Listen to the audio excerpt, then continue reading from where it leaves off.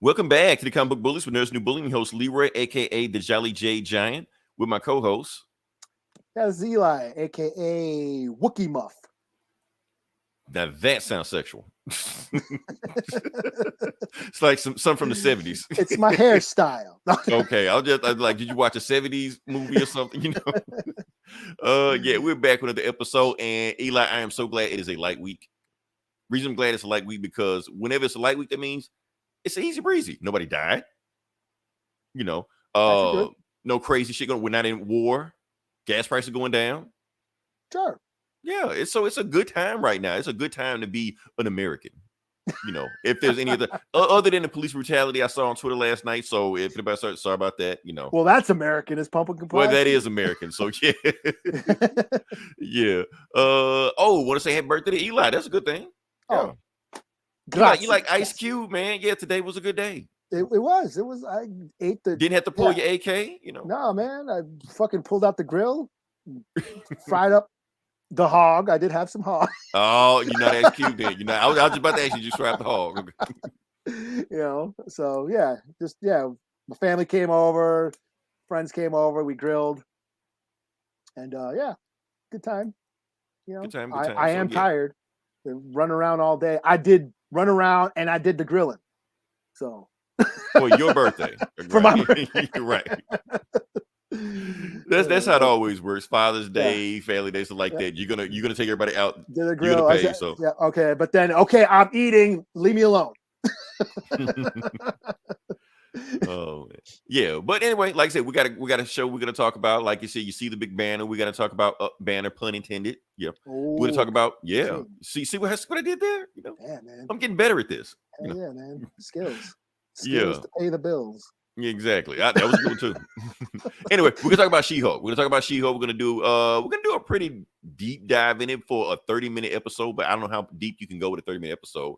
But we'll go as deep as we can. But before we get to that, Eli, we're gonna bring back an old classic. Oh, yeah. We're gonna talk about the box office. So give it to me. What was the number one movie of the week? I have no idea. I really don't know. It's cool. I'm trying to see if I can pull it up. Is it that I meant I was talking about the Beast movie, but I didn't see it yet. It was not the Beast movie. Okay. It was Dragon Ball Superhero. No shit. Yes, Dragon Ball Z. Yes, Dragon Ball Z was a super or whatever it is. I kind of stopped watching it a while. But that was the number one movie this week. The reason I want to talk about that because it was this big hoopla about Top Gun. Because Top Gun, even though it's been out for like 8 years or some shit like that, it's still number 4. Not only is it number 4, it just made the news that it beat Infinity War at the box office. Yeah, so they got this. I got this meme. I couldn't find the meme, but I saw this meme of Tom Cruise like choking out Thanos, and I wanted to post it, but I couldn't do it. Well, God bless America. Yeah, and I think it comes on Paramount Plus next week, but that's it. But the reason I'm gonna talk about Dragon Ball Super because the thing is, Eli, the reason I didn't see this movie is because people were telling me that it was gonna suck, even though I'm a Dragon Ball fan. But people were telling me because they got people that bootlegged it in Japan, stuff like that, and they saw it and they're like, now you don't want to see that movie was gonna suck. It's about this, about that, and then it turns out it was good, or maybe people saw it and it was good. So I'm like, I should have actually went to saw it, so I could have did a review on it. It's a light week. I could have did a review on it. Yeah, a deep dive on Dragon Ball. Because I always say this that like the last time that Dragon Ball movie came out that I reviewed it, at the time I was saying that other than Endgame, that was the most experience I had at a theater, like the most active theater I ever had. Best theater experience I ever had in a movie. Other than now, since then, of course, Spider-Man: No Way Home came out, so it's number 3 now. But it was just an experience. You just around a whole bunch of Dragon Ball fans, and when they go crazy and everybody cut back, and the whole crowd is saying it like a rock concert. It's insane. Yeah. So I'm just like, damn, I should have went. But anyway, man. It sucks. But that's okay. Maybe I'll go next week and I'll do a review then. Now, if that movie sucks, I'm getting pissed off at everybody for y'all making that movie number 1. I should have went to saw Top Gun. You've been kami ha and all by yourself. Right. Just in the theater, just by myself. Nobody else going to see this shit. Oh, man. But I don't want to be the weird guy going in and see an anime movie anyway. So, yeah. Yeah, like I said, we move on past that. So we talked about the theaters. The number 2. Do you know what number 2 was? Nah. Top Beast? Gun? Nah. Oh, Beast. was Beast. Yeah, it was Okay. Beast. Beast was number 2. Yeah, I want to see it. I saw the trailer. It looks cool. I'm all about, movies. I feel like this movie didn't have any promotion behind it. Well, I saw the trailer a while ago, and I saw the trailer. Was it Nope? When I saw Nope, they showed. Yeah, and they showed the trailer. I've seen it on the Yeah. internet a bunch of times, stuff like Yeah. that. Who is this? So I Who was we like, got I here? wanted to see Now it. I gotta watch Top Gun. No, Sabir, don't watch Top Gun. Sabir, what you think about Dragon Ball? I know you saw it a year ago. Go ahead and tell me. That's my boy right there. I know. So yeah, let's see what we got. Want to see it as well. I don't know him, but Beast shout out to you. Beast or Dragon Ball Or Top Gun. We don't know. Thanks for listening, y'all. Yeah, thanks for listening. All right. So the thing is, we're gonna start off. We're gonna talk about She-Hulk. Like I said, we're gonna do a deep dive in She-Hulk, even though it was only a 30-minute episode. So we're gonna go into it as much as possible to see what we can talk about. Now, we're gonna do this a little bit differently from every other podcast that's been out there, because every other podcast and YouTube and Facebook, whatever that does, what we does, they talked about this also about a week ago. But here's the difference: we don't hate women. So they want to get, Tyson Migul. Oh, yeah. I don't know what oh, yeah is for, but okay. Let's see what's the big guy. Dragon Ball haven't seen the main busy adult in me. I mean, it's just watching She-Hulk. We liked it. Sabir, you were supposed to watch Dragon Ball a year ago. I already know you had the bootleg of it. I used to get my shit from you. Sorry to incriminate you on this podcast, but Is that the dude who was on our Lear show or whatever? The who show? Remember we had all those guests on when we did the year-end show or whatever? Probably. Can't remember. He was doing sound or whatever? I don't think so. No, that was Remy. Oh, okay. Yeah, that was a different guy. Yeah, but let's talk about She-Hulk for a second. Now, the thing is, the reason we're going to talk about this because, like I said, we don't hate women. And I do feel like that because people have been hating this She-Hulk trailer and trailers and bashing for the longest of time, for like 2 months straight. Because when I started to realize, like, your boys, Geeks and Gamers, all those guys like that, Thanks. Right.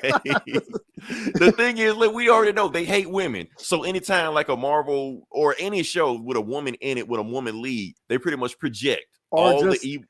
We just know that She-Hulk actually was a thing. No, they know She-Hulk was a thing also. It doesn't matter. They hate women. They're going to project all their hatred on women towards She-Hulk and Miss Marvel and Captain Marvel and Prey, all the stuff like that, just because they hate women. So that you got to find a target for the next thing. So She-Hulk is the next target. So She-Hulk is the new Captain Marvel, the thing that they hate and they just got to go after. I saw some of the reviews I've watched them. Some of them are hilarious. They're like, "Oh man, I wish I could have had my teeth pulled out than watching this show." Like, was it that bad? Really? She-Hulk's tits are so small. Right. People say that because Sonic movie is CGI. No, Sonic 1 was actually pretty good CGI. It ain't even that. But we'll talk about that in a second. So let's talk about it. First off, for people that don't know who She-Hulk is, like I said, She-Hulk is a thing. She-Hulk has been around since 1980. Created by Stan Lee himself. That was actually the last character he created for the Marvel 616 universe. Everybody else he did was like some weird shit he did before, but that's what he did with that one. So, but even though he made She-Hulk, She-Hulk didn't become She-Hulk until around like the mid-80s with John Byrne, when John Byrne did the run. And basically he started doing like crazy shit. So people started talking about, I've seen some comments about She-Hulk is mimicking Deadpool too much. She's too comedic, breaking the fourth wall. She did it before Deadpool. She's not mimicking Deadpool. Deadpool is mimicking She-Hulk. She was already doing this shit. Her book was funny. Her book was, comedy. That's what it was.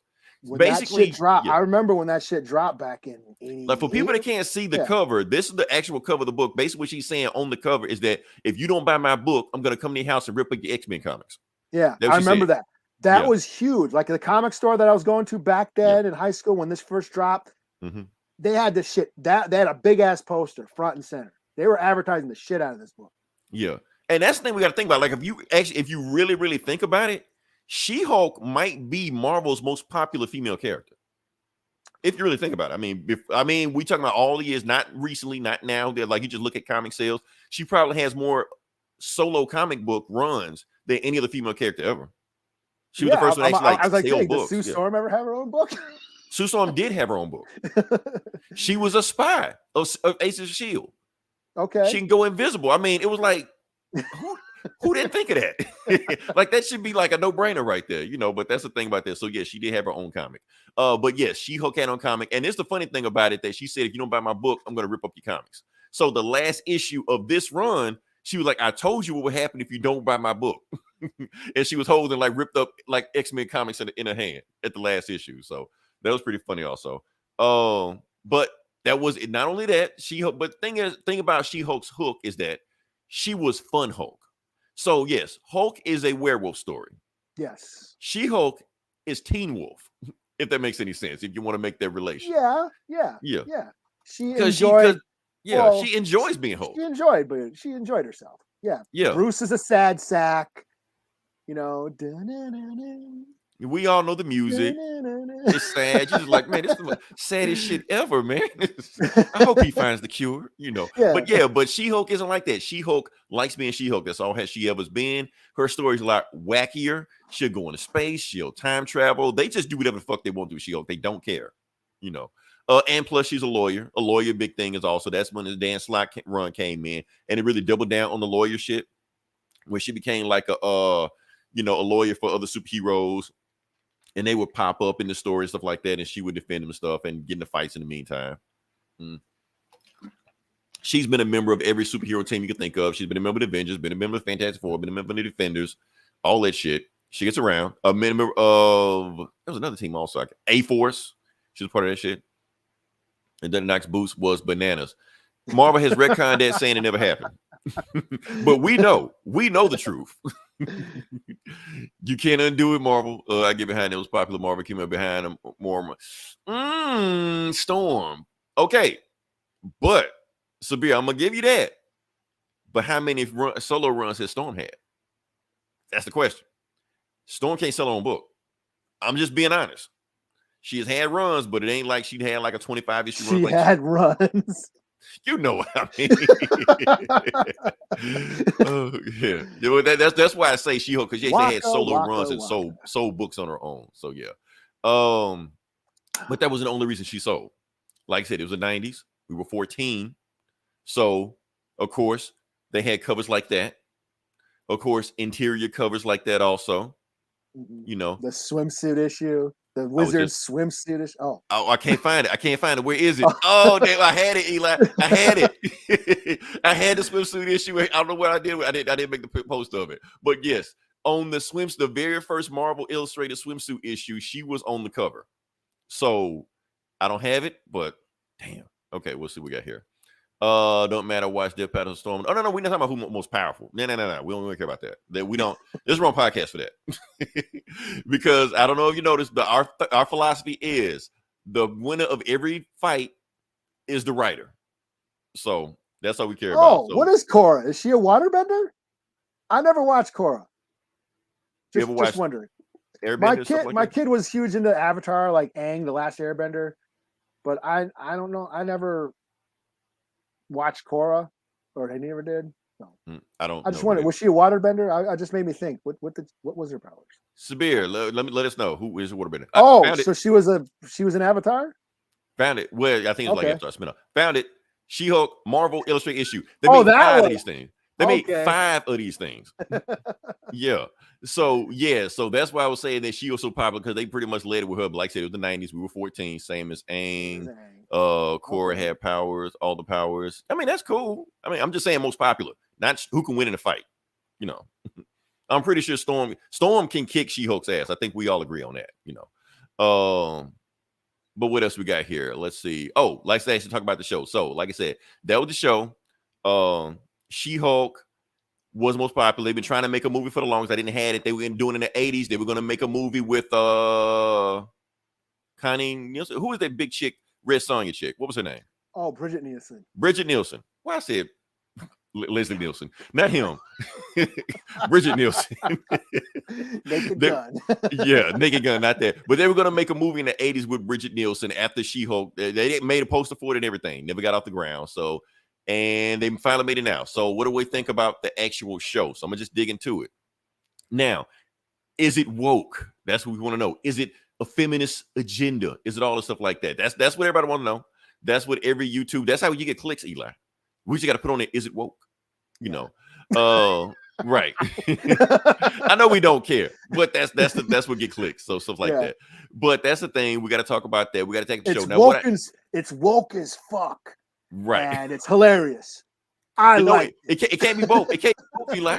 You have to choose. Draw your line in the sand. You have to choose. It was woke and awesome. You pussies. Now, honestly, my opinion of it, I think this is out of all the Disney shows, Disney Plus shows they had, this is the best first episode they've made so far. That is a bold statement. It's a bold statement, but let's think about that for a second. Let's talk about WandaVision. The first episode of WandaVision sucked.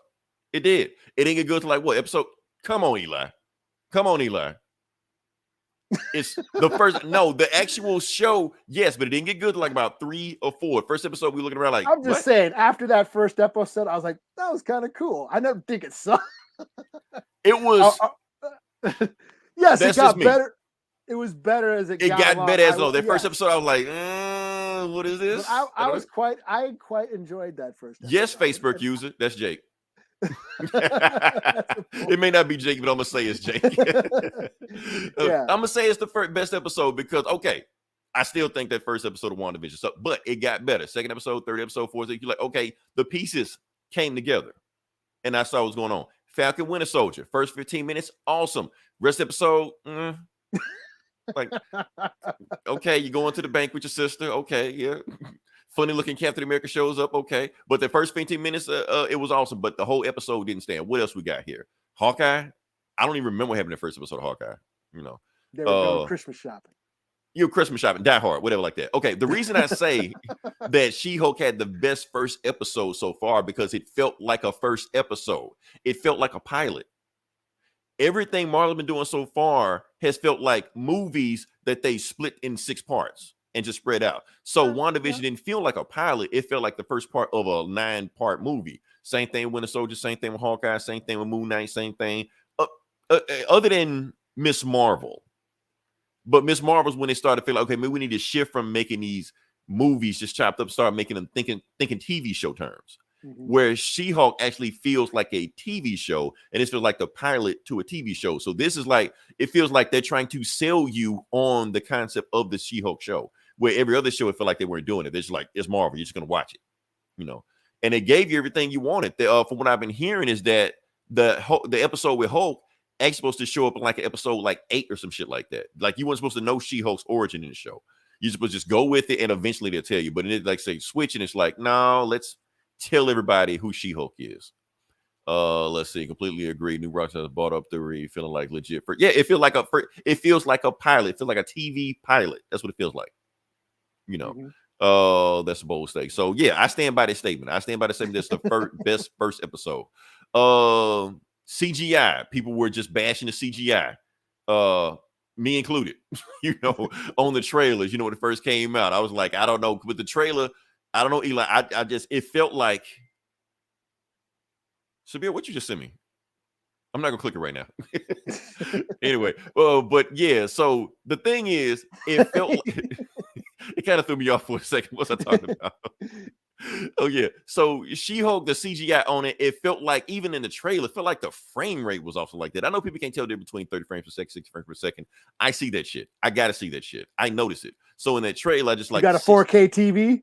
No, my shit like 720 or some shit. 2, you know, but I can still see that shit. I notice it. I notice it when I see it. But however, I do feel like the CGI was improved on the trailer. It didn't take me out.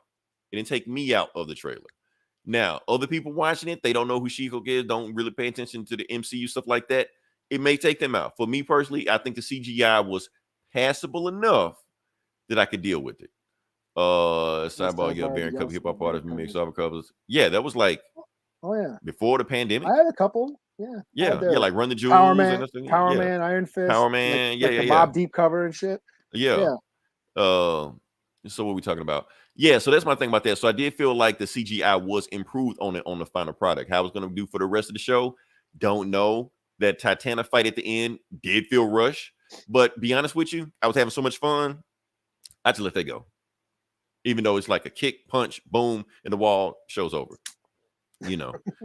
Where we at? Fourth wall breaking was in there. Just like you expect in a She-Hulk show. Sabir, I did rock the new rock stars also. I don't know if it was new rock star or somebody else, but they're saying that the fourth wall breaking might just not be a thing. It actually may be a part of the plot. You know, like just like how Hulk said, "You sure there's not somebody else driving the wheel? You sure there's nobody else?" And she's like, "I don't think so." But she's breaking the fourth wall. She may be actually be talking to somebody, and that Kevin may be Feige. Right. Oh, that shit will fuck me up if she shows me the end of the show. The one above all. It's Kevin Feige. Was pretty much it. Well, see, here's the thing, Facebook user. I mean, okay, CGI on a 2-hour movie, that's one thing. CGI on a 9-episode TV show, that's a whole different beast. So yes, that's like 9 hours of CGI. You got to crank. You're not gonna get the same level of CGI you can in a 2-hour movie, an hour-and-a-half movie. That's why I already knew that. I mean, you're hearing all these stories about the effects houses that Disney hires and how overworked they are. Oh yeah, basically running like a sweatshop. Yeah, people be quitting and shit, and they're like, people are like, they're. I mean, they're over. I mean, how many? Okay, the pandemic started in 2020. That was the first time WandaVision came out. Marvel's put out 8 TV shows since then. TV shows, not movies. So counting the movies, also like 4 or 5 movies since then. Hell, I think like 4 like in 2020. So you got all these TV shows, all these movies. Yeah, you're gonna get burnt out. Yeah, and that's it's just gonna Marvel. happen. You got like Pixar and Star Wars and because they outsource this stuff. They don't have like in-house. These guys, the same people that do the stuff for everybody. You know, like so they get burnt out for this stuff. And shit. And hell, they do DC shit. You know, so they're everywhere. And I guess the big thing that's what's shitty about it is like they'll have them do this whole sequence and then submit it, and then it's like, no, we're doing something different now. Scrap that whole sequence, and they got to do it over, and then they got a time crunch. So they got to do the whole thing over with less time to do it, you know. And I guess and plus Marvel do like shit just for no reason. Like they overspend on CGI. Like, okay, Spider-Man Far From Home. I saw a behind the scenes clip of Nick Fury, right? Like we had the gun, he shot Ned. The gun was CGI. Why? You can't put a real gun in his hand? Like you're just spending money for no fucking reason. Like, what are you doing? You know. So that's my thing with that. So yeah, that they are overworked, and that's not even counting more movies coming on down the pipeline. But Marvel need to find some way to like maybe do more practical stuff on set. You know, all this CGI sometimes may not be a good thing. I mean, we want to talk about Black Panther like that flash fight scene of Black Panther when Killmonger and Black Panther, all CGI. Why? Aren't they both like master martial artists? Get two, UFC dudes in black suits, just have them go at it. Get the raid guys, dress up. Get the raid guys. Put them like, don't have an Asian guy as Black Panther, Michael Jai White. He take off his mask. You're like, what the fuck? Imagine the behind the scenes of that shit. Man, we would lose our minds. We saw that. Michael Jai White, or was that? Remember that the motion capture for the Arkham games for Harley? Right, and it was like Harley Quinn, like sashay, and it was like really a dude. Just fuck my shit up. Oh, Black Widow. What about Black Widow? I don't know. Yeah. I think that Boseman did for the War Follow. Oh no. That was legit because he knew that shit, but yeah. Right. Yeah. I was just about to say that Jackie Chan is Jet Li is Black Panther. Yes, they called me to play Black Panther. Oh, I'm not gonna do a Jackie Chan accent, but what are we talking about? She-Hulk. Okay, so we talked about She-Hulk. We talked about the CGI. We talked about the jokes. I thought the jokes were pretty funny. I know people are bashing. It's the most unfunniest shit I ever seen. No, I thought some of this shit is that legit laugh. Especially, let's just jump into it. This scene, the Captain America joke they had going the whole time, because that's really the thing. Yeah, that's the thing. Now, some people are saying, "Oh, they're using that to bash Captain America." That's where you got to stay for the after credit scene. They kind of redeemed them, but some people say it was kind of necessary. Were people really bitching about that? Yes. You know who was bitching about that. You know. Who was bitching about that? I don't. I really don't. Okay, maybe you don't. Okay, but Jesus, really? Yes, people were bitching about that, but I thought it was hilarious though. That it was funny. Because the thing is, that is an internet rumor. That is an internet rumor that has been going around for years. Matter of fact, new rock stars talked about it. They made a whole theory about it. And plus people didn't catch the dialogue that was going on in there. Hold on, let me see what we got here. Dan Marvel has hard off of Captain America movie. You didn't watch it. You didn't watch it because it's not about the music. That's not we talk about the musical. But yeah. So what happened was, for people don't know what's going on, basically they had a running joke that came up recurring in the show about Captain America's, virginity. And for people that didn't catch on to the subtext of the Captain America movies, he said it himself. He was a virgin before he became Captain America. He talked to Peggy Carter in the car when he was all skinny and shit. He was just saying, look, this conversation is the longest conversation I've had with a woman. Never danced with a woman. Never talked to a woman this long before. Never went fondueing with the woman. He didn't know what fondue means. So yes, so Captain America did all this stuff like that. So he didn't know. So Steve Rogers was a virgin, and people, going from war to war and fights to fight, stuff like that. They're like, well, did he ever actually get down? And that's when Hulk, talking to his cousin, as one would do, just spilling secrets left and right. He's like, yeah, Captain America was not a virgin. He lost his virginity in 1943 to a USO girl. Now, no, I'm sorry, not to USO girl. He lost it in the USO to a girl. So people are thinking like it must have been one of the USO girls that he knocked out. Or maybe he just ran through all of them like, hey, I could do this all day. No, it wasn't that.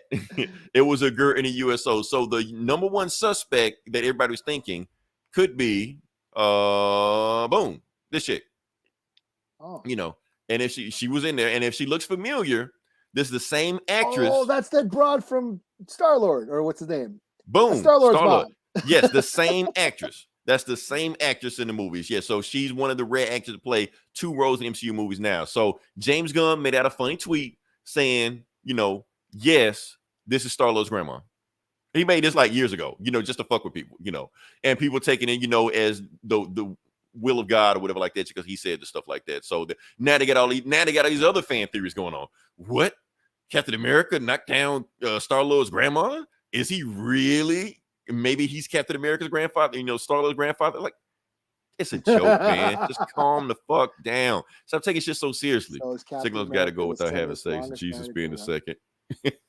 No, man. Doctor Who. What's his face? Rory. Sitting outside of that. What do you call it? That box garden. What's her face? Amy Pond and shit. I'm going to Doctor. No. For 2,000 years. Wait. Yeah. Well, that's Doctor Who. That's Doctor Who. So that's a deep cut. So, because I barely remember what happened. Fuck. I'm just saying. Like, you can't do. Oh yeah, I remember that. That shit was sad, man. He just sat there. Hey, wait, if you like, really? You couldn't do just something else? 2,000 years. Especially she ran off with another dude. Yeah. I mean, he was an alien, but still. They'll make it work.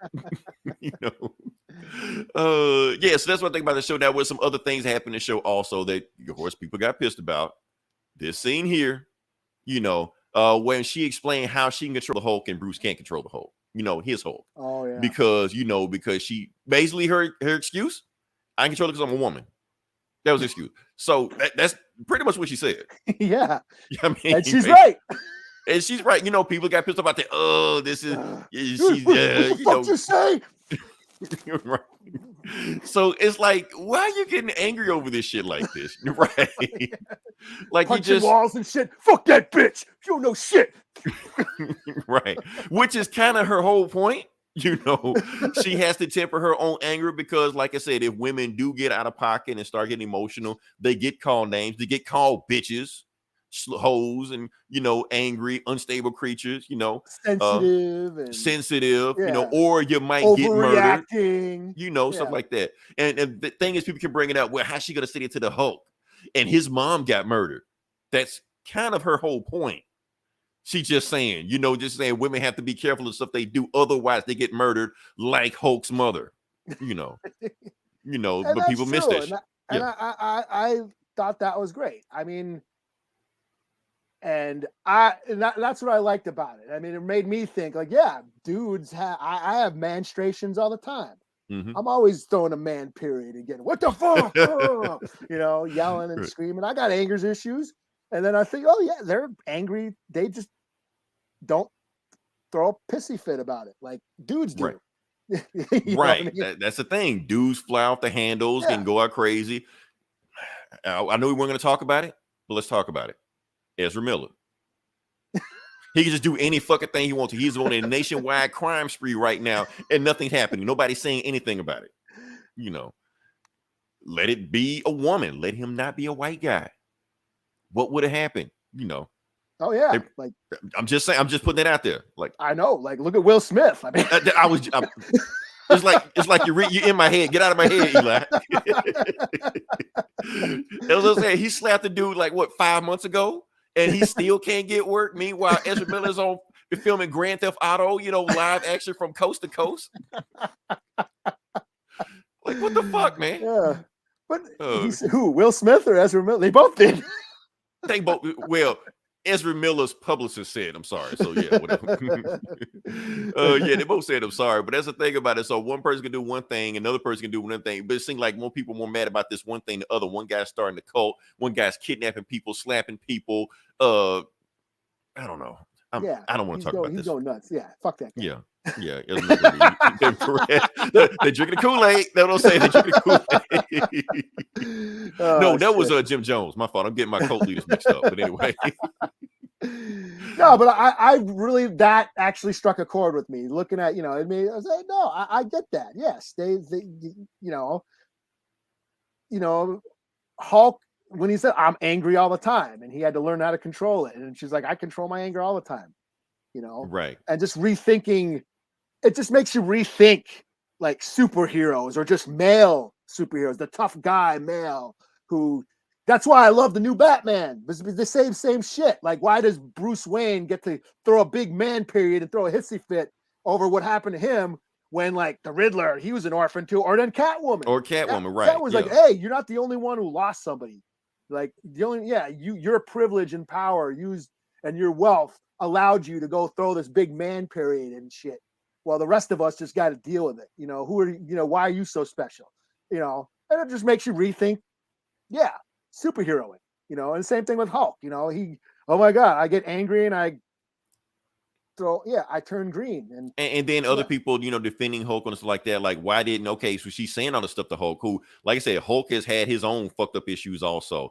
Like I said, he had his mother. Now I understand that MCU hasn't said anything about Hulk's, parentage. How his father beat his mother to death in front of him when he was 4 years old. Mm-hmm. Yeah, I know it happened in the 2003 Hulk movie, which nobody counts canon, but that is comics canon. Yeah. So you can count that movie whatever you want to. So the thing is, Hulk should have said something, but the thing is, that's not what Hulk does. Hulk doesn't argue with people.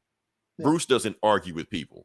Bruce is a person that pretty much just either keeps shit to himself and let people walk all over him, which is how he got in this shit to begin with, or he turns to Hulk and smashes the shit out of people. That's the only two things he knows how to do. He doesn't know how to have a rational conversation and counter argument with people because he's the fucking Hulk. That's what he does.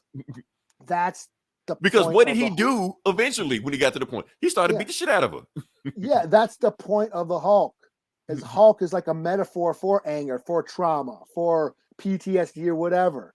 Like you let the shit bottle up, you can't control it. You fly off the handle.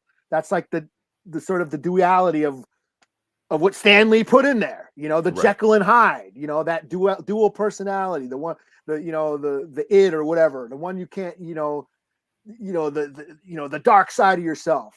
How you have to control it. How you have to acknowledge it and give it something to do and express it, but in a way that's not harmful. That's right.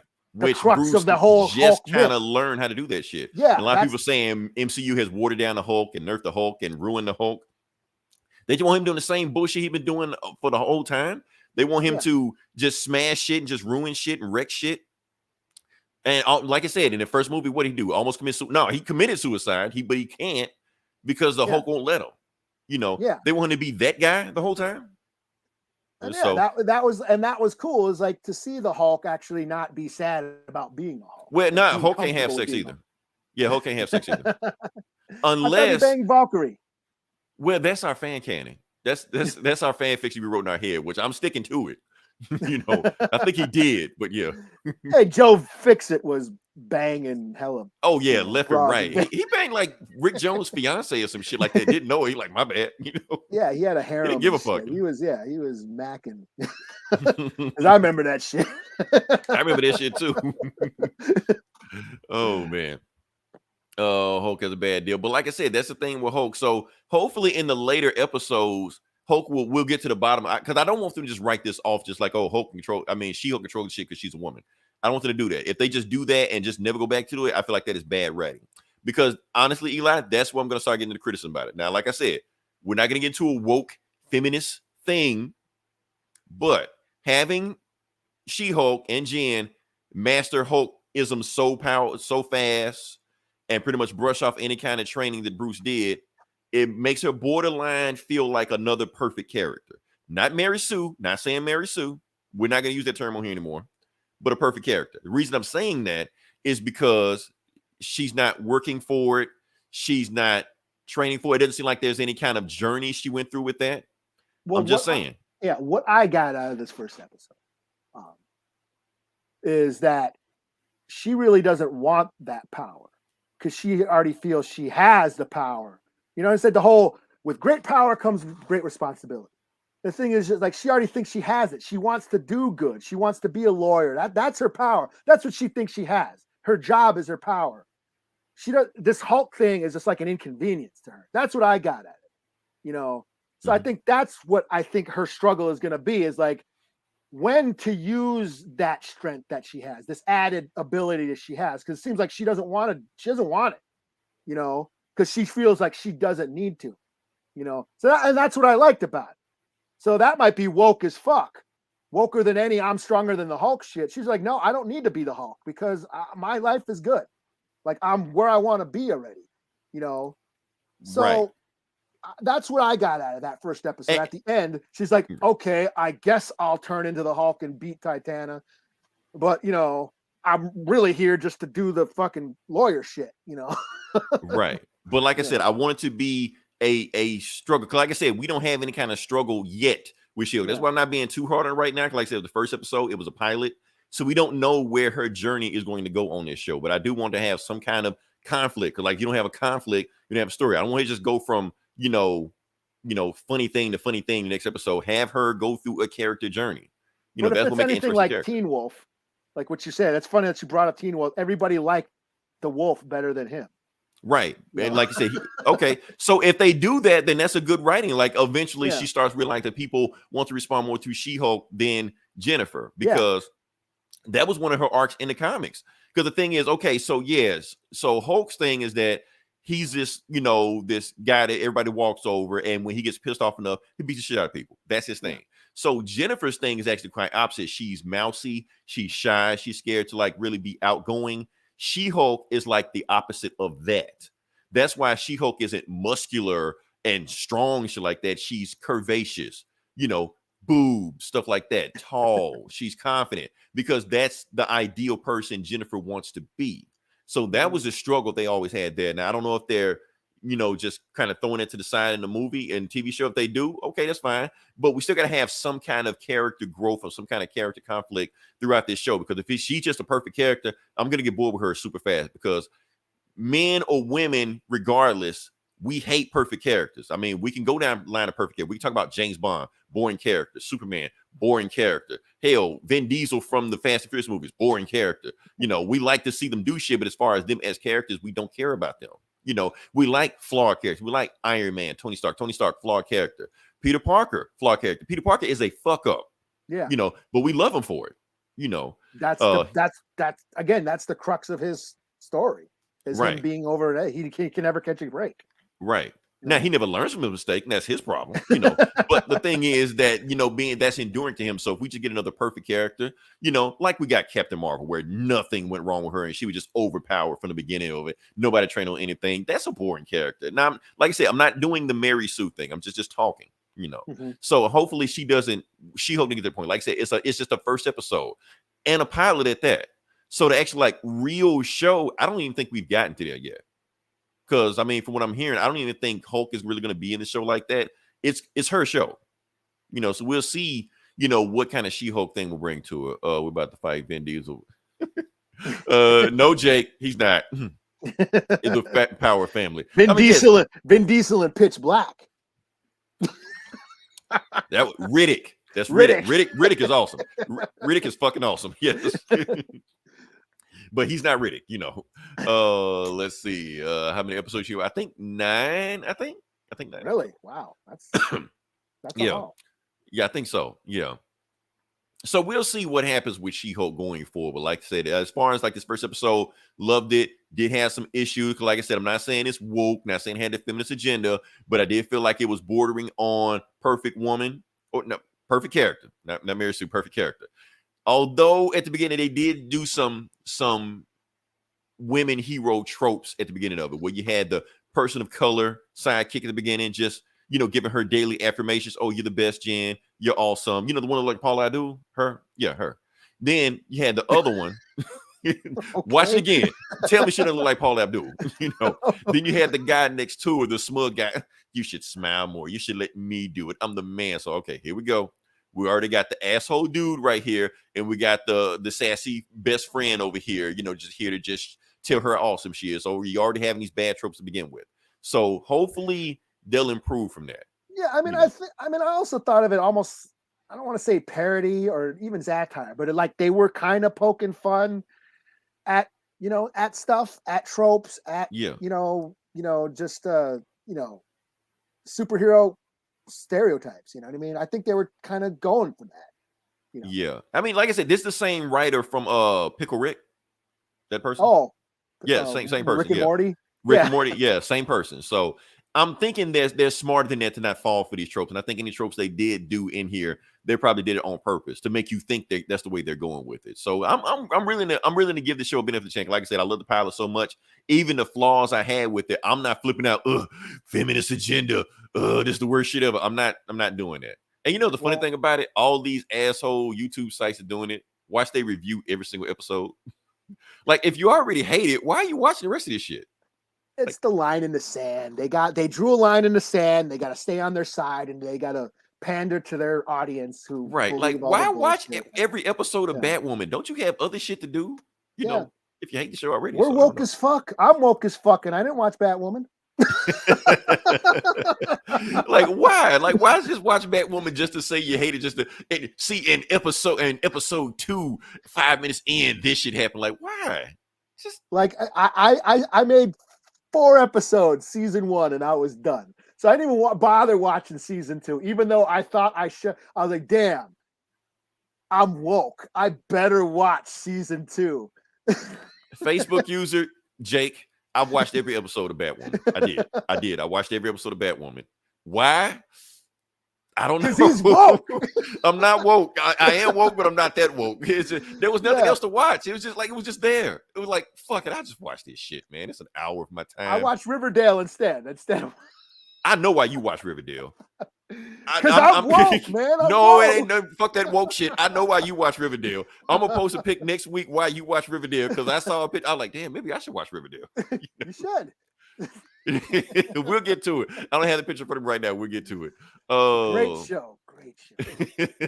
You watch for the plot. I know. The mythology. I'm into the lore.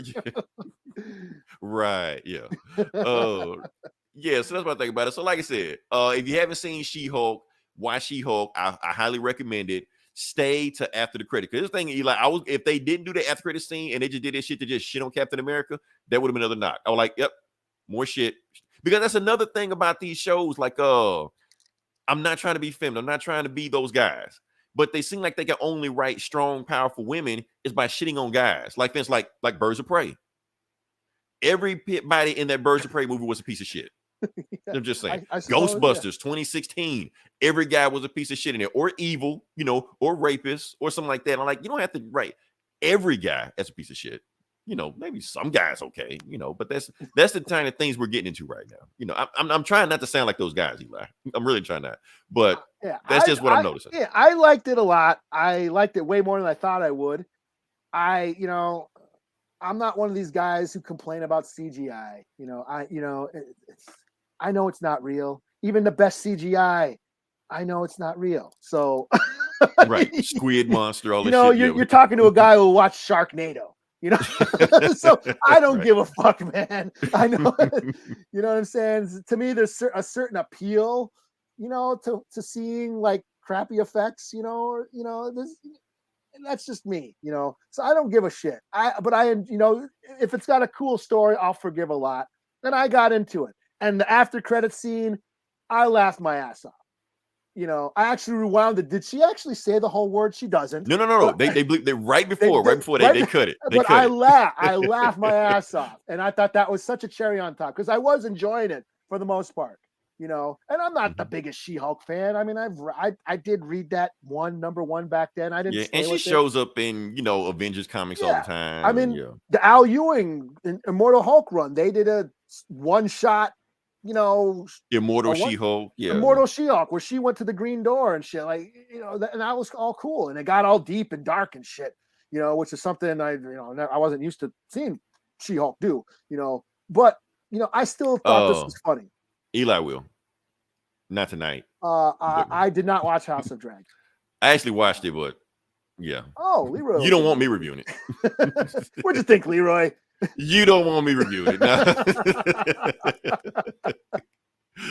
Oh. Was there any boobs in it at least? Of course. Yeah. Plenty of boobs, plenty of arms getting chopped off and shit, heads getting ripped off. Yeah. All that shit you like. Yeah, it's there, Okay. Like I said, I'm not a Game of Thrones person. Let's talk about game. Fuck it. Let's go there. She-Hulk, 4.5 out of 5. 0.5, not because of woke shit, but other than that, yeah, that's all. Give it Eli, because I'm gonna talk about Game of Thrones. I'm gonna talk about this. I'll give it a 4 out of 5. I enjoyed it a lot. I don't give a fuck if it was woke or not. I liked it, and it's She-Hulk. She's existed for for like 30, 40 years now. Now here's the thing: why She-Hulk has endured. She-Hulk has endured because she's not just Hulk with boobs. I mean, she is, but not really. The thing is, like, you just can't swap Hulk out with her stories and it's the same thing. You can't do that. She has her own stories, her own tone, her own vibe, her own bad guys, her own enemies. So you can't tell a She-Hulk story the same way you tell a Hulk story. It's not like they did with Supergirl on CW. I know people gonna think I'm a woman hater on this shit, what I say, but I'm going somewhere with this. Don't shit on Supergirl, man. I got to shit on Supergirl. Because from what I saw from the Supergirl TV show, all they did was just pretty much, I mean, before they like really got into some weird shit, like when it first started, all she was doing was just fighting Superman villains. That's all. And as a reporter, I was like, you just do that. That's all Arrow was doing. Arrow was just fighting. Just doing Batman shit. Yeah, just like, so why are you doing this? Just we ain't got Superman. We ain't got Batman, but we'll just take their villain. Right. And then, like I said, all the bad shit I say that happened on these shows, they did it on Supergirl. Just like when Superman showed up and she beat the shit out of Superman just to show that she's better. So she's his older cousin. Right. So, and then you know what? I almost applaud Marvel. You bastards! they trick people. They trick people on the She-Hulk show because if you watch the trailers, all they show is She-Hulk one-upping Hulk on shit. They don't show like when you Hulk through that shit in the space and shit. They don't show that shit. So people just watching the trailers just like, some more shit. Let's see who we got. Yeah. I need her in the Marvel's Avengers game. Hey, Fat T's. You played it? I thought I was the only one. Okay. He's talking about it. Lose our female, like we had in the beginning. We got female viewers, yeah. Right. We lost that one that we had. Okay. Quick, Eli, take your shirt off. It really won't have any viewers. Right. Oh man, but yeah, that's my thing about that. So yeah, I'm so glad She-Hulk didn't do that. Like I said, she does have control of her, but they did show that Hulk was the stronger cousin out of all of them. So I'm like, come on, Hulk has been through enough. At least let him have this one thing, But that wasn't enough. Right. They're still mad. All right, let's talk about this Game of Thrones thing. Let's talk about this House of Dragon, whatever like that. I saw it. It was cool. It was actually in the background while I was It was cool. Playing. Huh? It was cool. I mean, I guess, Here's the thing. I'm not a Game of Thrones guy.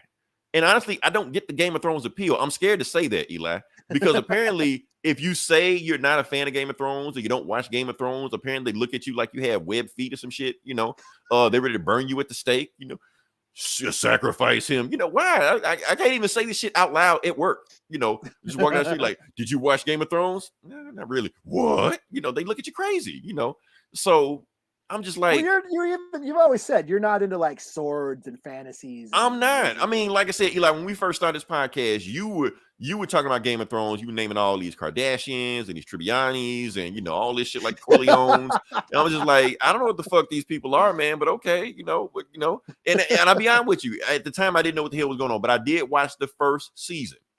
Oh, okay. I didn't get it. I was like, it's all right. Well, yeah, if fantasy's not your thing, that's just not your Yeah. thing. Because it's And, basically just Lord of the Rings with fucking. That's all it is. right. And everybody keep telling me the same thing. Oh, it gets better. It gets good by season 3. You guys think I ain't got time for all this shit, man. I ain't finna watch no fucking 3 seasons of a show just for it to get good by then. I think the appeal for me was like wanting to see certain characters die and never seeing those certain characters die, but seeing all the characters I didn't want to die. Right. And I guess that's the appeal of it, you know. And I guess and like I said, for what the reviews I'm seeing of this show, this House of Dragon look like that, people loving it. The money's on screen. This ain't no She-Hulk CGI. That dragon looks like a fucking dragon. You know, the HBO spent money on that shit, you know. Oh yeah. Let me see. I'm with you. I ain't never watched the Game of Thrones. Fat T, you can't tell people that. You can't say it out loud. Keep that information to yourself. Now we're closely asking my sentence exactly. So yes, like I said, any Game of Thrones or House of Dragon reviews, I'm saving that for Eli. Well, yeah. I love Game of Thrones, and I didn't watch House of Dragon. I know you're gonna get around to it. Honestly, Eli, you know why I watched House of Dragon, even though I don't give a shit about Game of Thrones. You know why I watched it? Because I just I was. Not really. Nah. Sorry. I mean, hate to bust your bubble. It's just I just want to. For once, I want to sit at the cool kids table. I want to. I want to know what everybody else is talking about. You know, I think for me, for me, the whole Game of Thrones thing, like, it was a letdown in the end, and by now it's like I don't care. I really don't give a shit. You know, if there's something I want to see from Game of Thrones, it'd be somebody else. I'd rather see like the man behind the wall story, or there's so many other stories behind that I'd like to see. I don't give a shit about the Targaryens and shit. So I probably won't watch it. You know, I didn't plan on to. My sister, who was here tonight, who was huge into Game of Thrones and read all the books, blah blah. She said, "You watch new Game of Thrones?" And I'm like, I mean, it's trending on Twitter. It's like the thing. Yeah. Everybody's on it. Everybody's watching it right now. So just like, okay. I mean, Eli, for a minute, I'm gonna be one of the cool kids. So that way, when y'all start because when y'all were making all those tweets about, like, Facebook posts about Game of Thrones, brace yourself, and you kept making all the man on the wall and all this shit. Like, I had no idea what the fuck y'all were talking about.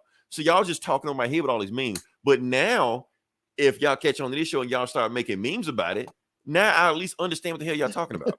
You know. Yeah, I mean, sometimes shit just feels like a job, and I'm just busy. You know, I can't watch everything. I can't read or watch everything. You know. And honestly, I feel like the episode that came on tonight, that shit could have been 15 minutes. I feel like it was like an hour or whatever it was about the whole plot. Is like that. Y'all could just wrap the shit up in 15 minutes, man. Just be done with it. That's why I feel like why does this plot take so long? Yeah, you know. That's just me. Same thing with Sandman. Sorry, y'all. I'm not watching Sandman either. Now, I watch Sandman. I can talk about Sandman, but I'm not going to talk about Sandman. That's what y'all need to be watching. Y'all need to be watching Sandman. I tried reading it back in the day and didn't give a shit. I know that we probably lost all the viewers again. I'm pretty sure nobody is watching Sandman. I've never given a shit about Sandman. As much as Leroy doesn't give a shit about Lord of the Rings, Vice versa. How much I don't give a shit about Sandman. So yeah, but I want to review Sandman. I'm not going to review Sandman tonight, so we'll go for it. Okay, so let's move on past that. So one more thing I want to talk about. I guess we can kind of chalk this up to the Vidja game section, kind of. Sure. Oh damn! I had a whole graphic and didn't post it up. I didn't do any of this. Oh man, I'm being lazy as fuck, man. My bad. I got sidetracked. What did you have up the whole time? Us? Oh, really? Yeah. Look, we've been looking for the podcast. What? I guess. No. Yeah, I've never. They turn it on you, Eli? Oh, damn. Okay, I wouldn't expect that. Sandman fans are just so pretentious and shit. My roommate was like all into that Vertigo shit. He was trying to push Sandman and Preacher, and I mean, Sandman, like Sandman is like ingrained in people's like. You know, like some people like grew up on that Sandman shit. Like they said, Sandman, like, he was all into that shit. He was all into all that Vertigo shit. And I'm just reading, the Darkness and Witchblade, and he's all like, those Image comics are just violence and boobs. Like, I'm like, yeah, right. And right, like they're so like that was like they're like comic snobs about Sandman was like elevated comics, and I was reading lowbrow shit. Right. I mean, like I said, some people say Sandman made them who they were. They read that shit, like I'm it reading Lady defines them as a Death. person, Lady Death got deep. She took over hell and beat Satan and took over. Desire equals power in hell. That's from Lady Death. Yeah, Lady Death, the Sandman with big tits, motherfuckers. Fuck you. Well, I'm sold. I didn't read Lady Death for the higher end plot. Lady Death didn't make me who I am. Same shit, man. Yeah, it didn't define me as a person. Listen. Yeah, it's Lady Death and all these demons and metaphysical manifestations of reality, Right. Just with big tits. That's all. Followed by 20 pages of pinups after the deep shit. Right. Yeah, I got the same concept from Lady Death that Sandman did in fucking 100 issues. Man, I tried reading fucking Sandman. He gave my roommate gave me the Sandman trade. I tried reading that shit. Motherfucker just like looking for his sandbag for 6 issues. Like, what the? It was deep, man. It was metaphorical. The Sandman shit. He's looking for his bag of sand. His bag of sand. That's fucking 40-year-old virgin. Bag of sand. Yeah, man. I don't even think I made it to death. Like, I never made it to death. Okay, I'm gonna say this one thing, and then we're gonna move on from that. Okay, this Sandman's episode, that death episode, episode 6, that is the best TV episode this year of anything. Oh, I thought you could say in the history of the media. Not in the history of ever. I'm talking about that is the best episode of anything this year, the best hour of TV this year of anything. I don't care. Put against any show. Succession. I don't care. Put up against anything. Succession. What the fuck is that? You don't know what that is? They say it's like the best thing. I've never seen it myself, but everybody said it's the best thing. See, I ain't got time for this shit. Riverdale, man. I know why you watch it. I'm on to you, Eli. I'm on to you. I figured that shit out. Riverdale and Lady Death. Shit's deep, man. Right. Shit is deep. Look, next week, I'm going to make everybody a Riverdale fan. I don't have this shit in front of me right now. You got to read between the lines, man. Right. Oh, shit. What are we talking about? Oh, Tekken. Look, yeah, you watched a movie. What, TV show? It was a TV show. I had a lot of time on my hands this week. I'm not going to say what I was doing, but anyway. Well, at least you did. So I do shit. So. But watch Riverdale. All right, so like I said, we had Tekken Bloodline. It was a Netflix TV show. It was pretty much the same plot as Tekken 3. So if you play Tekken 3, you know what the plot is. Pretty much. They took some liberties here and there. My guy Leroy Smith showed up, who doesn't show up to like Tekken 7 or 6 or something like that, but he's here now. Same plot. Here's the thing, Eli. I'm not into this new anime. Like in general, I know everybody's an anime fan, shit like that, but like we grew up on, we love Cowboy Bebop, we love Ghost in the Shell, Ninja Scroll, that shit like that. This new shit, it's too clean. It's too, I don't know. It doesn't have that visceral feel to it. It's just so safe. There's not that freeze frame of a guy going, ah. Right. It's not Dragon Balls, none of that shit. It's just like, I don't know, man. I didn't feel it. It's not raw enough for me. I don't know. It's just too clean. It feels like too computer generated. I feel like it was made in a computer, even though Tekken was made in a computer, also the video game itself. But I do feel like but the video game, I feel like the video game cutscenes are better than this. I feel like I could just play this shit when Heihachi was fighting fucking Akuma from Street Fighter. That was the most epic shit I've ever seen in my life. And this shit is just like, yes. Plus I know the plot. I played all these fighting games. So I'm thinking of Akuma as the son. No, for some reason, Akuma showed up in the last Tekken game because he was just there, and they worked him into the plot from Street Fighter. Oh, Street Fighter.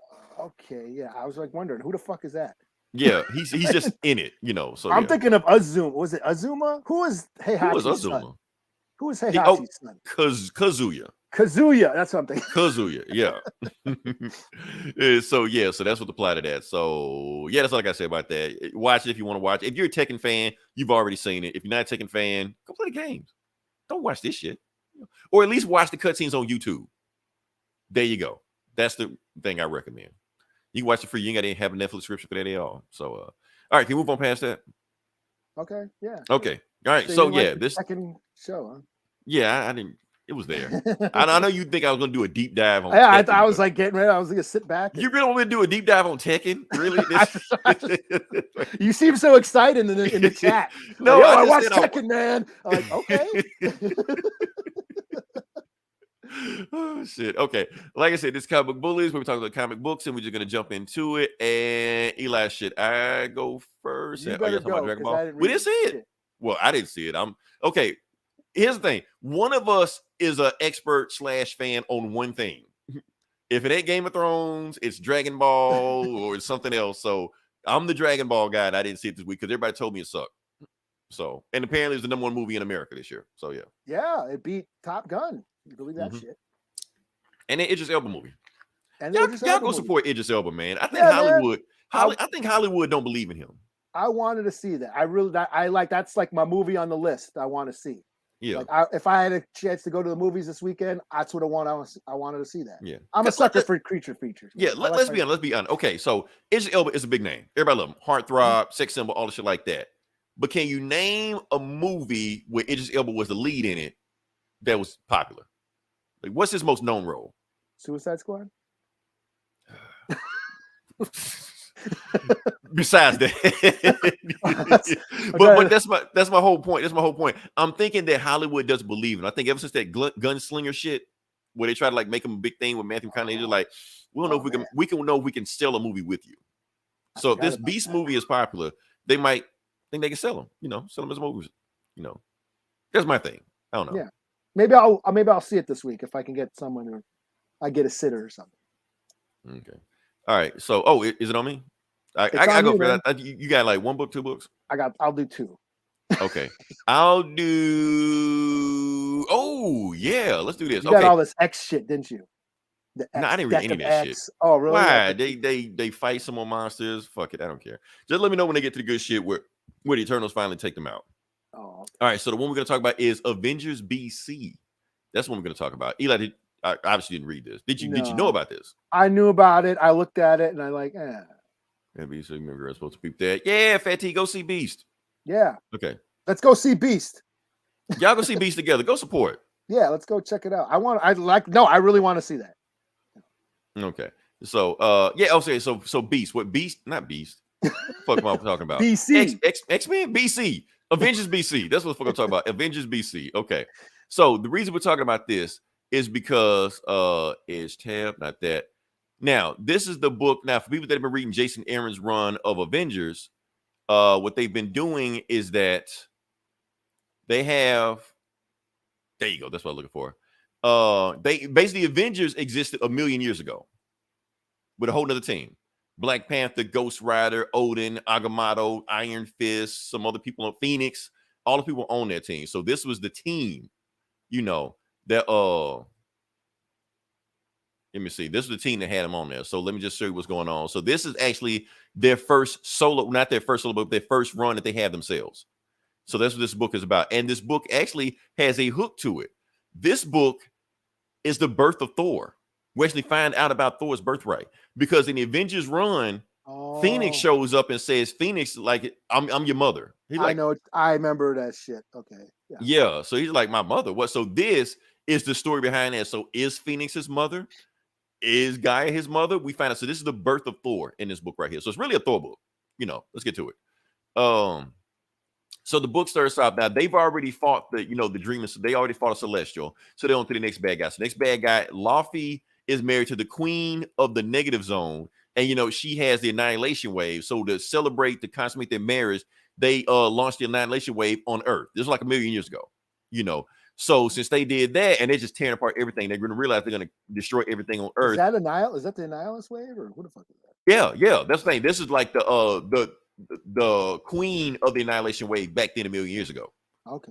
Yeah. So for Laufey, the ice giant, the king of the ice giants, and them are attacking Earth.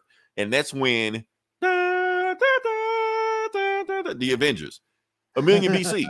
And you got Ghost Rider riding a woolly mammoth. So they just go through and they just fuck everything up, destroy the annihilation wave, and boom, that's it. Is that Odin and shit? Yeah, Odin with Mjolnir, because he had Mjolnir first in the Marvel comics, of course.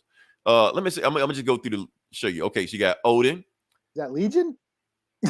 No, not least, just like a million years ago. That's Starbrand right there. Ghost Rider, Phoenix, the original Iron Fist, Khonshu or whatever. I don't think that's anybody. That's Agamotto. That's not Doctor Strange. It's Agamotto. Oh no shit. Yeah, and I'm missing somebody, but and Black Panther is somewhere. Where's Black Panther? I don't know. He's in there somewhere. Anyway, let's keep going. Anyway, they fuck up the Annihilation Wave and they kill the Hive Queen, Luffy's wife. He's like, oh, you Avengers fucked up. I'm gonna get revenge. And he leaves and all the shit like that, and they go, and then the Avengers looking at stuff like, okay, cool, we did our thing, but Black Panther got hit. Oh shit. Yeah, he got hit. Next panel is his funeral. Now, Eli, I know you told me to quit looking too deep into this shit, but I got to. So you telling me Jason Aaron didn't plan this shit correctly, that the only Avenger to die was Black Panther, and they had a funeral scene for him? I'm just saying, with all the stuff that's going on, Wakanda forever also. Oh, okay. That's what I'm saying. Okay. That's what I'm saying. It's like a tribute, because you can't kill T'Challa in the comics, not yet, but you can kill this Black Panther, the original one. So anyway, Phoenix is mourning. All the Avengers are there mourning. And Odin's like, okay, yeah, whatever. He's a man. It had men die. That's what they do. They're not like us. And he puts his hand around Phoenix. You're like, yeah, what's up? At Black Panther's funeral. You're like, what the fuck you doing, Odin? Yeah, what a creep. Right. And then she blasts him in the face like that. Get the fuck off me, man. We're at a teammate's funeral. And you're trying to push up on me. You're like, don't act like you don't know what this is. And he goes like the other night, yeah, you didn't think about that the other night when we were doing our thing, So they've been a thing. And she was just like, yeah, you the dumbest dude ever. And that's the thing about Jason Aaron writes Odin as a dumbass in all of his books, He did the God Damned, where he just basically makes fun of like religion and Christianity, and he's definitely doing it here, because I'm in shitting on gods and shit. Yeah, because I'm currently reading the Jason Aaron run, and he's got Odin like the dumbest ass dude ever, and he's basically writing in the same vein here, So basically, the Panther tribe, take the king, the Black Panther, and they go off. So the whole time we thought this was Bashinga, even though the timeline doesn't match up, because we've already been told in Black Panther lore, for people that know Black Panther lore, Bashinga was the first Black Panther. And he was like, and Phoenix was like, I don't know, I never knew this guy's name, even though he was one of my teammates. He was like, his name was Masi. So this was not Bashinga. And they're saying this Black Panther was like a million years before Bashinga. So this is a retcon. A retcon I'm pretty sure will piss off everybody. A retcon I'm pretty sure will be ignored. But it's a retcon. So the Panther tribe just basically tells Phoenix, don't tell anybody about us, leave and pretend like we never existed. And they leave.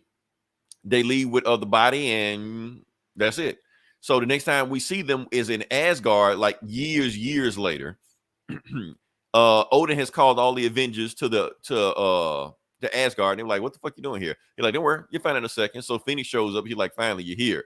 The reason you're here, because I want you to come to Phoenix and I's wedding. And Phoenix like, what? The fuck you talking about? Yeah, we about to get married. You're gonna marry me right now. I'm like, no, the fuck I'm not. And he was like, okay, start the ceremony and speed this shit up because I'm horny as hell. Her get to the end, And Phoenix just like blasts him in the face and leaves. You're like, the hell are you talking about? So she takes off. But of course, her taking off, has problems. Because the thing is, since she left, and Odin just stopped giving a fuck about Earth. He was like, I got a reason to come back to Earth again. But Phoenix realizes that her Phoenix power is getting more and more out of control. And even though she loves the Earth and want to protect the Earth, if she stays on Earth, she's going to get crazy enough that she might become Dark Phoenix and flip the fuck out. So she has a plan. So years later, we see Gaia, who is actually Thor's mother, who's been Thor's mother for, as long as we can think about it in the comics. And they're giving birth. Agamotto shows up. Iron Fist shows up. Ghost Rider shows up. Also, Luffy shows up. Luffy shows up and says, remember I told you I was going to come back on you? I'm back. So Luffy is here and just beating the shit out of everybody. He was like, I'm about to kill your kid, Odin, whatever his name is. So, and that's going to be your payback for killing my wife, So while they're doing that, Phoenix shows back up, and then they cut back to the time. And basically like a couple years ago, Phoenix and Gaia had been having a conversation. And Gaia is just saying, look, I love Odin, but I can't be with Odin because the longer I stay in this part of the galaxy, I'm going to go crazy and kill everybody. But if I'm gone, the Earth needs a protector. And Gaia, since you're an elder god, if you have a baby with Odin, you're gonna have a protective Earth that can control the Earth while they protect the Earth while I'm gone. And Gaia's just like, I don't want anything to do with Odin. Odin's a dumbass. She was like, yes, he is, but if you don't do it for me, do it for the Earth. Since you're Mother Earth, do that. Like, if you have a baby with a god, he's gonna be strong as fuck. You're like, okay, fine, I'll do it. I'll have a baby. Pretty cool art, I must say. That art looks pretty cool. Yeah, it's a different art. They switched up the artist or whoever this is. So yeah. So anyway, so Phoenix talks Gaia into having a baby with Odin, even though Gaia wants nothing to do with Odin. But to present time, well, not present time, but in the time of the baby is born. Yeah, the baby's born, and it's baby Thor. So we see Thor being born right now, but with Gaia, And meanwhile, the other Avengers are fighting off Loki to stop from getting to the baby. They were like, "Okay, Gaia, you had the baby. Can you stand up and go? Go, get the fuck out of here." And Loki actually stabs the baby. Yes, and because all he had to do was like a little scratch, but since he's the ice giant, the baby starts turning to ice. They were like, and Gaia's like, help my baby. My baby's dying in my hands. So Thor is dying in her hands right now. Oh, I get what happened. Yeah. So, but Phoenix, remember, she's the god of rebirth. That's her whole thing. That's her power. She can bring things back to life. So Phoenix doesn't even think. She grabs Thor, baby Thor, and takes him to space. And then, does her Phoenix powers and shit like that, and brings back to Earth. And you see the birth of Thor. You see him with little lightning powers and shit like that while Phoenix holds him. That's a cool ass panel right there. So, okay. That's cool. Okay. So Phoenix comes back to Earth, after saving Thor. They ran Loki off, and Odin's just like, give me my baby, and you get the fuck out of here. So Odin tries to stay on Earth for a while, to stay with Gaia and stay with Thor like that. But he's like, nah, I don't like Earth. So he takes Thor and leave. Meanwhile, Phoenix goes to outer space, shit like that. And everywhere she goes, anytime she hears a thunderstorm, she goes the other way because it reminds her of Thor. The end. So yeah, so that's a pretty epic story, man. I do think that Jason Aaron did throw a lot of Christianity into the story, because a lot of basically saying that Thor is the Messiah. You are it's all in there. Even how evil forces try to kill the baby, just like they did with Jesus. Just like they did with Moses. Hell, just like they did with the Hercules. That story keeps running over and over again. So it's the same story over again. So that's what they did there. So they're basically doing that. Honestly, I'm gonna give this book a 5 out of 5. Easily the best run.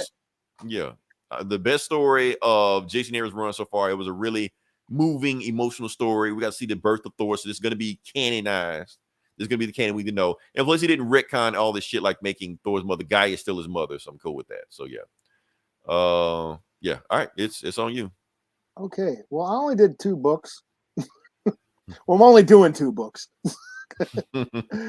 I'll do Nightwing number 95, Tom Taylor, y'all. So this is Blockbuster, right? Not Blockhead. Blockbuster. Blockbuster, right. So Blockbuster, he's been trying to take over Bloodhaven, got all these corrupt cops, working for him. They end up like shooting a star witness, somebody who had files on Blockbuster's data and all the cops he had working for him, and just basically all his dealings. And he's like a protected witness, and the cops got him in the fucking in the room and shit, the protection room, whatever, interrogation room, whatever. And they're talking to him and say, "Yeah, man, fucking." Just wait till everybody hears all this info on this data, this disc or whatever, this drive on Blockbuster. They'll find out everything. And then the cops are like, well, it's too bad. It's too bad that she said that, because Blockbuster ain't gonna like that. And the cop just shoots him straight up in the interrogation room. So the commissioner, who is what's her face? What's her name again? Batwoman's ex, Katie. What's her name? Oh, Montoya. Yeah, okay. and Batwoman shows up in this issue, and and they talk about their old relationship and shit. And anyway, she's like the new commissioner is like, we got to do something, man. Like our star witness got killed in my police precinct, and so Nightwing's like, okay, well, I'm gonna call in some help, and then here you go, the help arrives. All these motherfuckers show up. We got Batman, the Bat Family, and the Teen Titans. They all roll up like, okay, we'll help you, Nightwing, because Nightwing's cool. He's all Batman like with social skills, so yeah. They like Nightwing. So they do. They go out and they go out on the, out in the streets that night and just fuck up all of Blockbuster's shit. All the operations he's got going on, they foil everything. Every crime, every heist he's doing, every shipment he's got going into all these fools just go out and fuck up Blockbuster's whole operation. Now Blockbuster finds out, like, damn it, that Nightwing and them pesky kids, and he goes in there and just starts pulling out a bazooka out of his limousine and just starts blowing shit up around Bloodhaven. Bloodhaven. And Nightwing goes, oh damn, man, Blockbuster's like blowing shit up. I better go face him. So he goes there, and this is finally we get to see Blockbuster versus Nightwing. They start beating the shit out of each other. Blockbuster punches, basically gets over on Nightwing, and then pulls off his mask. Oh. And he's like, Dick Grayson? And to be continued. Uh-oh. Now, Blockbuster got no secret. Yeah, Blockbuster knows. So, again, pretty cool. Tom Taylor's been killing it on this book. I'm still into it. This was pretty cool. I thought that hit with the cops shot that witness inside the police station. I thought, like, damn, I was pretty shocked. I was actually shocked. Right, they're going there. I was like, holy shit. It was just a brutal scene. Like, I didn't expect that. I was like, oh, whoa, damn, that's some dark shit. I ain't even reading the woke shit. I'm just saying that was brutal. So yeah, I'll give it a 4 out of 5. Nightwing I'm still on it. So okay. All right, cool. All right, so you didn't read that Hulk book, did you? No, you can spoil it, dude. You can spoil it. I can spoil it? Okay. We got one more issue, right? At least? This is it. No, this is finale. Is it? Yeah. All right, this is spoil it. Okay, all right. All right, for those who don't know what's going on, okay, so in the Hulk run, there has been a Hulk Thor versus fight. So that's been the whole story arc. And they said it's supposed to be the Hulk versus Thor fight to end all Hulk versus Thor fight. So, and that's pretty much how the book is going right now. This is the final issue of that run. This is issue 5. So right now, Hulk actually has Mjolnir in the book, like not just on the cover, but in the book also. And he's fighting Thor, who has Hulk powers. So it's some weird shit. We'll get to it. Let's get to it. So what's going on is the Watcher's back after he left, after he dipped because they were just fucking up shit so much. He's basically just saying, so the question you've always been asking, who's stronger, Hulk or Thor? Well, don't worry. At the end of this issue, and he does say this issue, so Watcher's like the first Marvel character to break the fourth wall. Deadpool, She-Hulk, they got nothing on him. He's basically saying, in this issue, you will find out who can win in a fight. It will be definitive. We're gonna straight up tell you. So like I said, you got Hulk with Thor powers and Thor with Hulk powers just going all at each other, shit like that. So they're fighting, and Odin just like Bruce, what the fuck you doing? Hurt and beat him. He's like, man, I'm trying, man. I don't know how to do this shit. And plus, he's kicking the hell out of me. He's still like, open the Bifrost. He's like, I can't open the Bifrost because your son destroyed the Bifrost. He's like, don't worry, you got Mjolnir. Just do what I do, and we'll do it. So he opens up. He uses Mjolnir to open up a portal to Asgard. He drops them both into Asgard, and they just flop. And Beta Ray Bill's there. Oh, I got to take. Yeah, your boy wrote this. Daniel Warren Johnson. Oh, is that what you and Gomer were talking about? Yeah, he wrote. Let me see. I'm gonna go back. I gotta go back. Yeah, right here. Your guy. Oh, he wrote it? He wrote it. Yeah. Him and Donny Cates wrote the book together. Oh. Yeah. Okay. Yeah. He didn't draw it though. He didn't draw it. No, he didn't draw it. This is, and Donny Cates, that other guy didn't draw it either. So I don't know what's going on with that. Or what's his name? Not Stegman, that Invincible guy. The guy that did Invincible. Oh, that dude. Yeah. So anyway, they dropped down and everybody's just like, okay, so they dropped down and Tony saw that Hulk has Mjolnir, even though he's confused. He's just like, hold up. If Hulk has Mjolnir, why isn't this fight over? Because Thor could barely beat Hulk before and he had Mjolnir. So if Hulk has Mjolnir, it should be a clean sweep. Like, this fight be over. And that's when Beta Ray Bill is just like, it's not true. Hulk has never fought Thor before. Like, you think Hulk has fought Thor before, but he ain't fought the real Thor. The Thor he fought was Avengers Thor, humble Thor, noble Thor. But he ain't. But there's a reason Odin kicked his ass out of Asgard all those years ago, because he was too cocky, because he was too arrogant. And that's the Thor Hulk is fighting now. See, every other time they fought before, Thor held back because he knew it was a man inside of Hulk. So he never came out with his full strength. But now the way Hulk is, but the way Thor is now, he don't give a shit who's on inside of a Banner. He just sees a rock troll. He just sees a frost giant. He just sees a thing. So he's going to give him everything he's got. So Hulk is fucked. That's basically what he's saying. So he's punching the shit out of him. So all that mercy is gone. And Hulk tries to bash Banner. And Thor rips his arm off. Banner. Yeah. He rips Banner's arm off. Oh, yeah.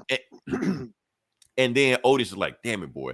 But you don't know if he's saying damn it, boy, to Thor for doing that shit, or damn it, boy, to Bruce, because like, you fucking up, man. You can your ass kick, But it's Otis. Oh, and then so Hulk, still with one arm still fighting, even though he knows like this is bad. This is bad. So what happens is he knocks him into Yggdrasil. And he's like, don't worry, Yggdrasil is going to capture Thor, and he's going to like purge the Hulk gene, like the Hulk gamma rays out of him. He's hoping that's what's going to happen. So while he's doing that, let's get back to it. Yeah. So Yggdrasil is wrapping up Thor, is grabbing him. He's like, okay, we're just going to sit back and see what happens. But even Yggdrasil can't purge all the gamma from his body. So even though it's wrapping up, so Thor actually breaks out of Yggdrasil and grabs Yggdrasil and rips Yggdrasil off from its roots. So what the fuck? So like I said, if we don't know what Yggdrasil is the world tree. Every religion has a world tree. Thor just said, fuck that shit. So Banner realized, okay, this is bad. If you rip Yggdrasil from its roots, which is the life force of all the 9 realms, including Earth, Thor might end everything. Like he might start Ragnarok, basically. He's like, okay, there's only one thing we can do. So that's when Odin is in Mjolnir, and Mjolnir starts talking to him. He was like, don't worry, I'm here for you, even though your father is here to help your burdens. So then he lays Mjolnir on top of Thor's head, and I guess Mjolnir like sucks the gamma out of him, but the power is so dramatic that it like makes it a huge explosion around him that it like knocks all the Asgardians and Tony back, and then when they all wake up, Hulk's Thor armor is gone, and Thor's Hulkness is out of him, and it's just there. And Hulk is like, so Thor picks up on Mjolnir. He's worthy, and Hulk puts on his spacesuit shit again. His arm, grows back and shit like that. Hulk looks at Thor. Thor looks at Hulk, and he leaves. But here's the thing. Thor tells Tony Hulk died in the explosion. He was like, the explosion was so big that only a god could survive it. So Hulk died. So everybody thinks Hulk is dead, but Hulk really just left. So, and Tony's just like, well, I need to get back home. So he puts him with his goats, Tooth Gnasher, Tooth Grinder, whatever his name is, and they slaps him on the ass. Not Tony, the goats, and then they all fly back. Right. They even do it. Oh man. Okay. So Thor asks Sif like, okay, so where did Hulk go? He's like, I don't know. You're like, I can't. He's going so far, even I can't see him, because she has Heimdall's powers now. Because Hulk with that spaceship, he could go through the multiverse, through the bleed. That's what he's going through now. So no telling where he is now. So they put Hulk's Thor armor. They put it in the the hall of armors with everybody else. But then the eyes and the armor starts glowing. The end. So that's what's going on right there. So like I said, we have a finale. We have an actual answer. Who can win before Thor and Hulk? Thor, easily, if he wanted to. So the story. Was it the Hulk fight to end all Hulk fights? Probably not. It was just, they just sell a book. A little lackluster now that I'm going through it. Yeah, and like it started off strong, and then it kind of leveled off. I guess I don't know. It was cool. So I don't know. Yeah. So what you got next? Well, I'll do a power bomb number 3. Let's see. Okay. Get the image up. So this is Daniel Warren Johnson. He's everywhere tonight. Yeah, I'm a huge fan. I love his shit. I read a Daniel Warren Johnson book. Yeah. I know his draw. I love his art too. His writing's cool too. His writing has a surprisingly a lot of heart. The funny thing is, like, I didn't recognize him until Beta Ray Bill showed up. I was like, he definitely wrote this shit. Beta Ray Bill showed up. Yeah, he finds like the rejects, the outcasts. He has like pity for the reject characters. And that's why I love Murder Falcon. It was like a metalhead and all the shit he went through. And I know Eli don't want to hear that shit out. I'm sure Thor can't beat No. Because Donnie Cates. Well, no kicked his ass. No did kick Thor's ass. No, did kick, yeah. The Venom, yeah. Eddie Brock can kick Thor's ass now. Yeah. But no, Daniel Warren Johnson, he's got a really raw, visceral style about his art, and just I love his action panels. He draws like violence and action really well. And then, but his stories, they might be stupid and kind of campy, but they're stupid fun. I don't mean stupid in a bad way. I mean, they're just kind of weird, like kind of, dopey. Like, yeah, Murder Falcon is about this like alien giant bird with a metal arm from another dimension that gets its superpowers from heavy metal music. Sounds kind of stupid and cheesy, but it's like a really deep and moving story. Beta Ray Bill. Beta Ray Bill was so sad and tragic. That book was so sad. That's a Shakespearean tragedy, And then he did the Wonder Woman Black Earth again. Very tragic and sad, So he just has a knack for just bringing these like deep humanity and drama into the stories, his stories that he writes. And in this book, Do a Power Bomb, it's his ode to wrestling. That's the thing. When Daniel Warren Johnson does his own book, when he writes and does the art, you're getting to see what he likes. And you see, this is his ode to wrestling, pro wrestling. So he's a huge wrestling fan.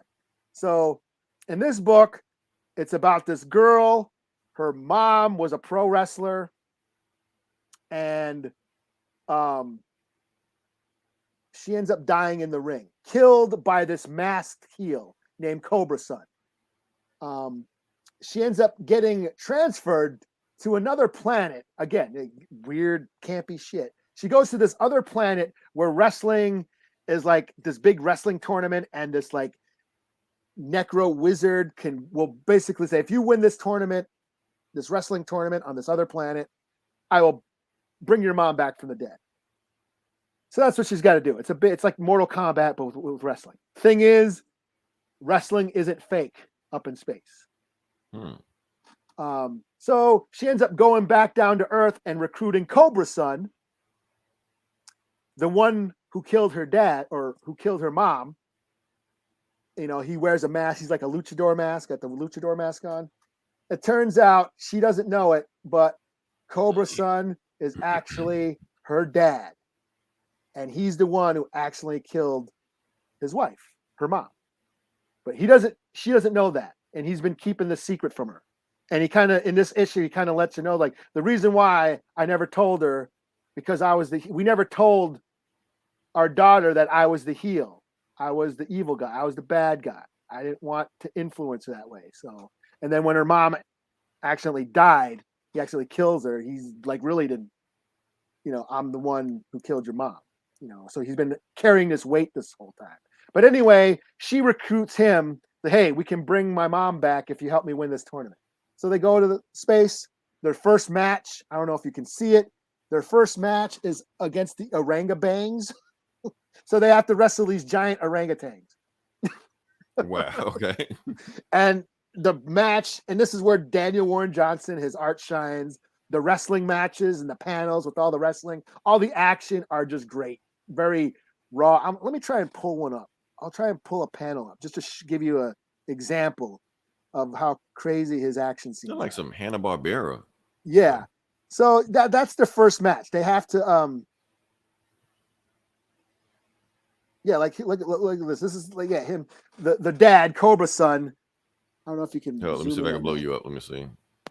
Oh, here you go. Yeah, there you go. There's that guy getting punched by the. Okay, yeah. Speed lines behind it, yeah. Yeah,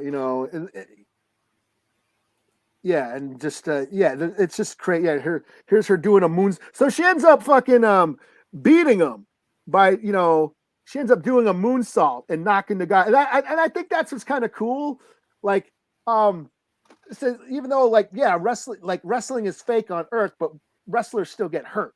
Like they still have to watch what they're doing. You know what I mean? It takes a lot of, they got to practice those moves and make it and sell it. And, so her doing a moonsault on a guy that doesn't know how to take a bump, that's going to hurt. Right. So she ends up beating the ape with a moonsault, and they end up winning that tournament or winning that match. But then they have to go up against these other, what are they called? The steel and what are they called? The Knights of Rhine. Yeah, they're like these gladiator wrestlers.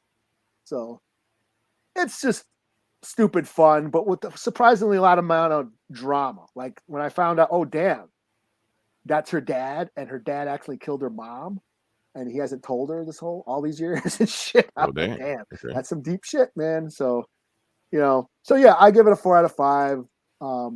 And just for the fuck of it, I watched AEW this week because it was the return of Kenny Omega. Oh yeah, okay, Kenny Omega. Yeah, so I was like, fuck it, I'll check out some wrestling. So yeah, I'm not a big wrestling fan, but I did watch.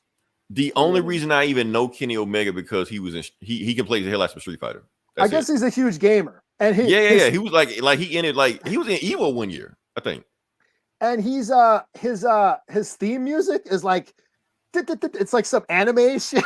Right. It's like some video game fucking music that he walks out to. That was like, I don't even know him from wrestling. I mean, he looks like a wrestler, but I know him from the other shit. I guess his name came from Final Fantasy or something. Like he got his name from the Omega Beam, not the Omega Beam, but something Omega from. It's from a video game. That's above my pay grade. I don't know. I didn't make it that far in Final Fantasy. All right. Yeah. So okay. Last book I'm gonna do. I shouldn't do this, but I'm gonna go ahead and do it. It's a retro book. Since we're talking about She-Hulk, I'm gonna do She-Hulk number 1. The first She-Hulk, the very first issue of She-Hulk.